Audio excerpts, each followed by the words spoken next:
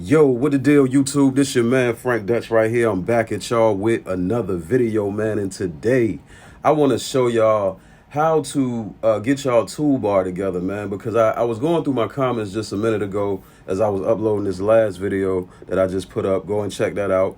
It's the video about how to install a MPC replacement screen on an MPC and all of that. Go check that out right there. You feel me? But anyway, I was uploading that video and I was going through some comments of some older videos, and I saw one that said they can't something about he can't get his toolbar to show.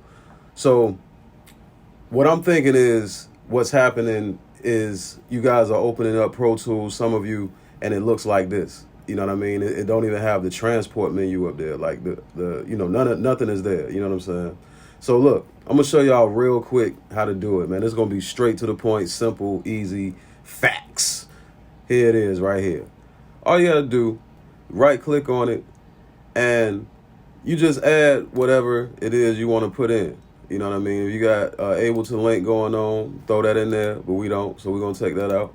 We got the transport menu there, we got the zoom controls right there, and we got the MIDI controls, which is all of that BPM stuff.